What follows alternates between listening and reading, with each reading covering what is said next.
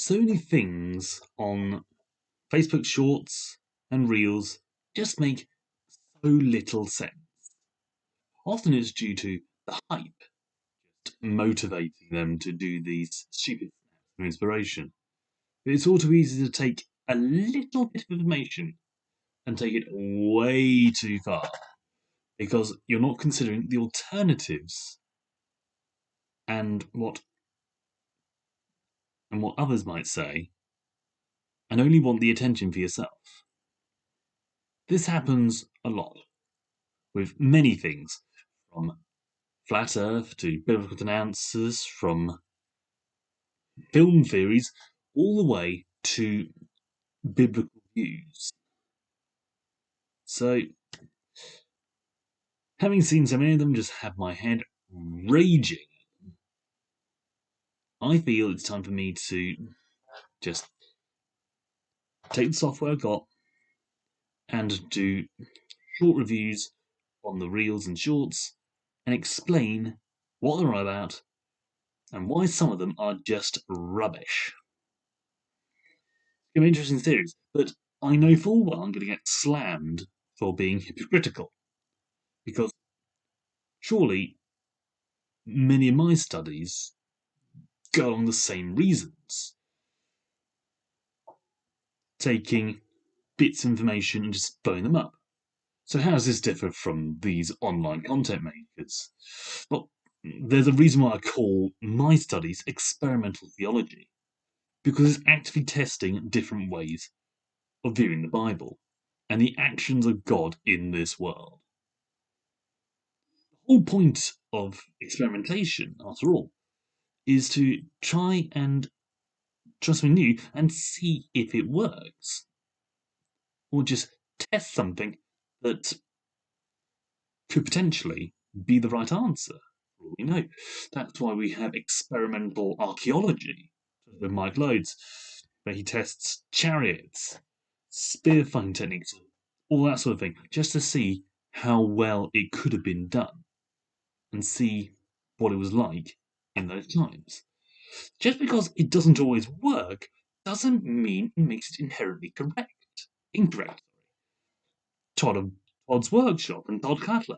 He does those experiments with trebuchets, with javelins, with longbows, even a catapulta.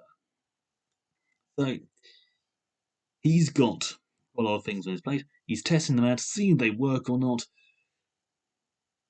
and it just brings history to life in a different way.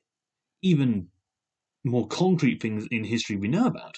The Wright brothers worked for years to make the first heavy and air flying machine literally take off. Just because they struggled doesn't mean it was a complete waste of time. After all, heavy and air flying machines are now ubiquitous. The only way we can get into the air these days is in a machine that weighs much more than the air. So Alexander Graham Bell, on the other hand, had tried making a wireless telephone system not long after he invented the original landline. It operated on a narrow beam of light. It was rather limited today, only requiring sunlight. But someone tested it out using a laser, and it works remarkably well. But since the original system relied on sunlight, which wasn't as consistent as many would like, it didn't really catch on. It did, however, act as a precursor to the modern mobile phone system, which does rely essentially on emitting tiny waves of light and receiving them as well that transmit more information across the world than we can imagine. Trust me, the old phones used to be an absolute miracle during my youth. Now, we use them all the time. You're probably watching this on one of these. Now, I know I said it before that in the Gospel of Luke, Jesus referenced that you shall not put the Lord your God to the test. And due to God not being human, we can't fully understand him. But testing is how we can interpret, or testing how we can interpret Scripture differently, is still worthwhile exploring. Is there an example of this? Well, I don't blow my own trumpet here, but I did do a video on this with a thought experiment. How to get a camel literally through the eye of a needle. I've got the video. I'll put the video in a link below. It's really quite a fascinating story. But to sum it up, you have a camel and a needle. You have a set location, and you have a small line of credit to start off. Must be paid off. The method involves getting an all-purpose camp knife, killing, skinning, and butchering the camel, and then selling parts of it to get some items you need to help. One of those items being a whopping big blender that you use to puree the camel until you have a bucket of soup, a bucket of powder, and some stringy bits. Then you put those through the eye of a needle in a particular order, most free. This gives us a result of something which isn't really the same camel we started out with, and well, it's in pieces. Well, some of those pieces aren't even on this side of the needle; they're on the other side because we had to get rid of them. But what it is extremely useful. What there is really useful for stuff we want to do, and tells us that in order to get to heaven, we need to train in dramatic ways, so we essentially are no longer the same as we were on that side of the needle. We may be poorer in many ways, but we are so much richer in others. So this is the best example of experimental theology because it gives us the basic principles of discipline. Firstly, yet part of the problem that many would say can only be interpreted one way. You take that and you take it out of the box and examine it. If you can find alternatives others have suggested, by all means go with that. For example, camel could have been misconstrued as rope, the Hebrew Greek, but many still believe it was camel. So that's what we did. Next, consider your situation. In this case, we're not changing the size of the needle, but the size of the camel.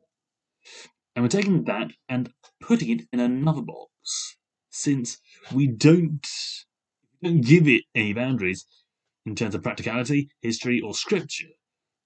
We can basically claim anything. You could say, well, you could say that you can walk space and time, and then the camel will pass through the eye of the needle, or even a smaller gap. You will be complete on the other side. But since in this case I have a dromedary and a darning needle, which are very common things that would have been around during that time and place, we had the parameters set out already. Next, research how we can work with these parameters, namely finding the equipment that we need to blend the camel and get as much through the needle as possible. Fourthly, consider what people will say against your results.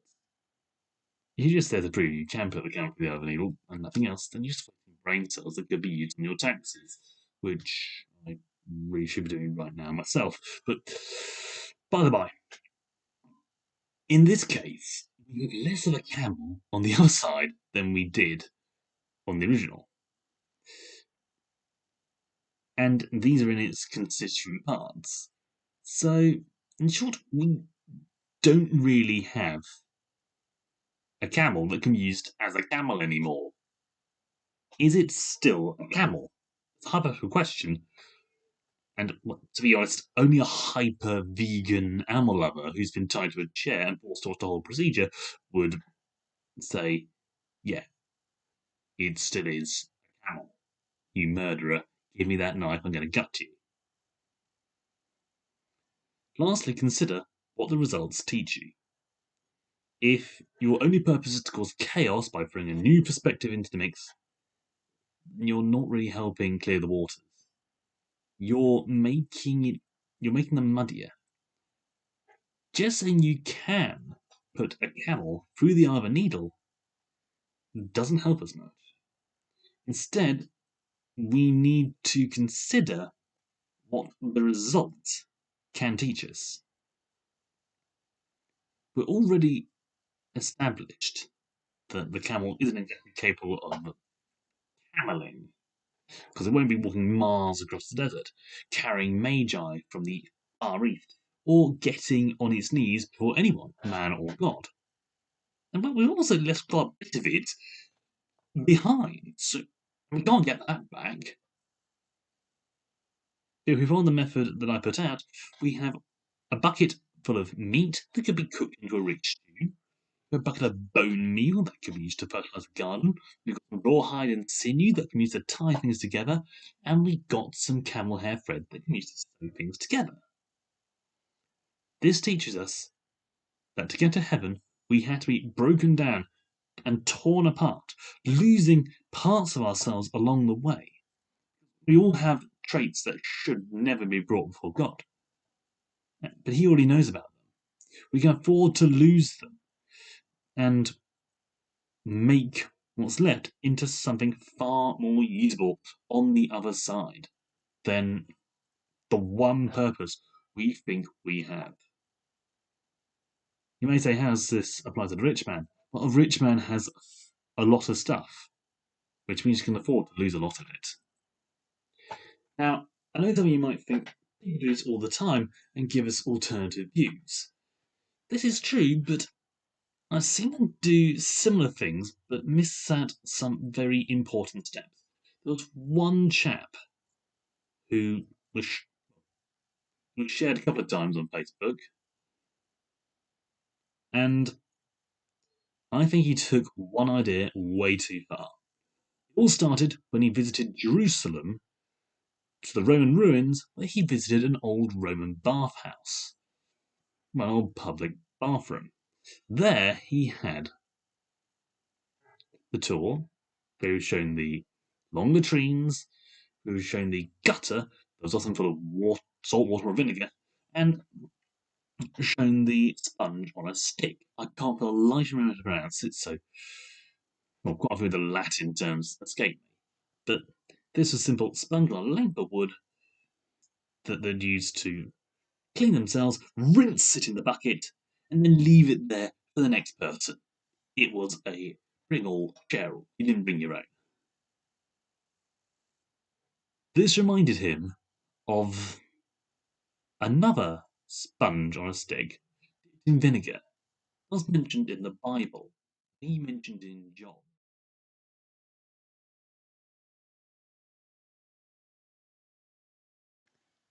Later, knowing that everything had now been finished, and so the scripture would be fulfilled, Jesus said, I am thirsty. A jar of wine vinegar was there, so they soaked a sponge in it, put the sponge on a stalk of hyssop. He reread that entire verse and lifted it to Jesus' lips. Completely interpreted it as the Romans mocking Christ on the cross by essentially giving him toilet water to drink in his dying moments. This isn't the best use of experimental theology. Firstly, it goes against what the Bible actually says and what established theologians have already written. The drink they gave Christ was more than likely the ration of Posca that they would have had throughout the night. Posca is a vinegar-based drink used by the Legion. You may think that's a horrible drink. I've tried it. And seriously, if you're thirsty, you would not complain about drinking it. You really wouldn't. It's not too bad. True, the Legion most likely would have carried a night bucket with them as well, and annoyingly, the Greek term in the Gospel doesn't specify that the vessel contained the vinegar. It just many interpret it as a jar, but the term itself just says a vessel. So it could have been a bucket, it could have been a jar, but that's sort of the only ambiguity there is in this. Secondly, it goes against what history and common sense suggests.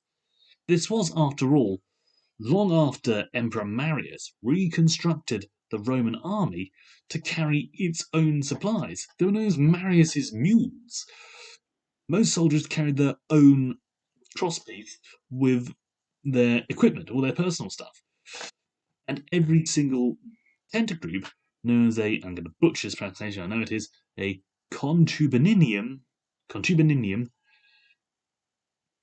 they had 2 mules that brought both their stuff, along with a group of slaves.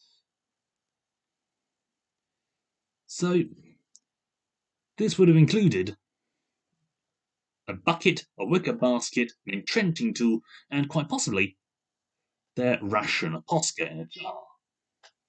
And most certainly their toilet stick, which would have been, well, they would have used, but for the obvious. Whether this was the case in the Middle East when the Romans were guarding the cross is debatable, but we don't really get much in the way of details about the guard. I would hazard a guess they had about half a continennium there. So they would have had at least one sponge bucket and one sponge stick. But it is no doubt that way back in the day, it's been over 100 years since Marius reconstructed the army to allow for that. Doubtless, there has been an incident where someone has dipped the sponge into the wrong jar and poisoned their entire continennium, if not most of their cohort. So odds are they would have had to completely separate the jar of posca from the sponge bucket. Also, if it was recently used, it would have already been on a stick. I mean, if it was tied onto a stick already, they wouldn't be picking it up with their bare hands and tying it on. No, certainly they wouldn't want to touch it afterwards. Because, well, they tied it to a stick with a fresh sponge. It was already on a stick. So, it just makes more sense that it would have been something different. It would have been a fresh sponge that is tied onto a stick of hyssop that probably was just longer than their simple short stick, and passed up to Christ. True, they probably would have had flasks of animal skins for their drink, but they are not very good at storing vinegar over long periods of time. Jars would have been more common, and let's face it, it would have been an awful lot cheaper to give a big jar of posca for the group rather than individual flasks. So you can see if you're going to contaminate the well, you're not going to be a popular person on your watch. Thirdly, what does it teach us? Nothing. This chap, I can't remember his name, and I don't intend to look it up right now. He was essentially being to the Romans as the History Channel is to the Nazis. We know they're bad people. You don't need to keep badgering on about it. Adding one more thing doesn't help us learn more about Christ. About the idea of Christ suffering so much that one Roman soldier was moved to compassion is far more telling than one thinking, oh, you know what, I'm going to play a trick on him, I'm going to dip it in the toilet bucket and pass it up to him. Yeah, he's going to love that. Yeah. So ultimately, that just went against all the rules of experimental theology, well, certainly most of them. But what are these rules? Well, from what I've been able to figure out, I think I've managed to establish 7 rules. Firstly, be open to all ideas. If you're not going to gain a new perspective on God if you don't accept alternative views. Secondly, ask the right questions. Not just, is this true or what? Why do you say this? But also, how do we know this? Could this have been interpreted differently? And does that mean it can apply in this day and age? Thirdly, ground yourself in the context. I preach this all the time, but I think I need to clarify in this case, it's not just the context of the scriptures, but of history and science as well. So the 3 prongs of context in experimental theology have to be scripture, which is spirit, matter, which is the science of it, What does the science say about the situation? And the human, the history, what does that tell us about it? Fourthly, play devil's advocate with your own research. Find out if there's any reason why this idea can't be the case. Almost have to disprove yourself. Fifthly, always make sure the study is worthwhile. There's always something to learn, but make sure you get something out of it. Because otherwise you're just wasting brain cells and just making yourself angry.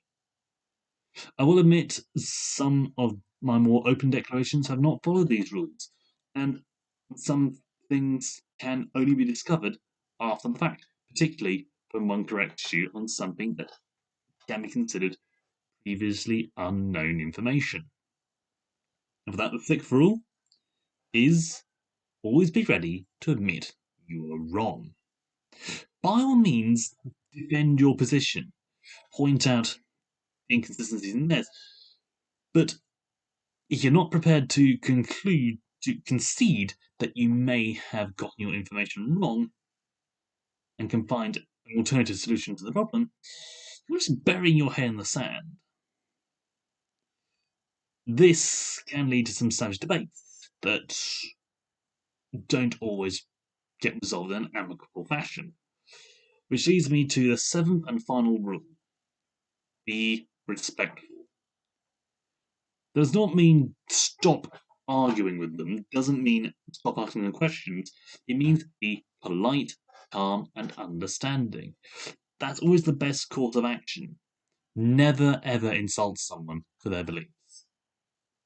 The second an insult is fired in the debate, the one who made it has already lost, and they just refuse to admit it. So, those rules again, quickly. Keep an open mind, ask the right questions, ground yourself in scripture, science, and history. Play devil's advocate with your own research.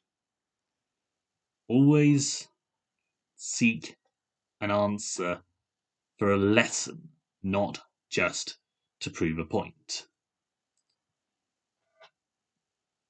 Be ready to admit you're wrong if it's pretty obvious that you are getting wrong. And always be respectful. Stick by those rules, and the discipline of experimental theology can be a remarkable tool to have. I will be posting a list of these rules in the comments, so by all means reference back to them. I'll keep a list of them nearby so I can see if I'm sticking to them whilst going over the reels. This is going to be an interesting series, I think.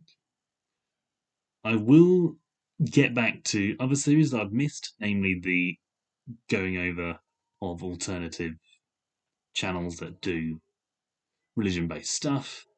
That's been put on hold for quite some time. I'm manically busy working 2 jobs right now to keep things going, but that's the way it goes right now. I'll post when I can. This is going to be a series I can simply fire off at the weekend, some of that, or when I get. So I hope you can join me on this journey, and I just hope God is being good to you in your lives. So God bless, my friends, and I'll see you very soon.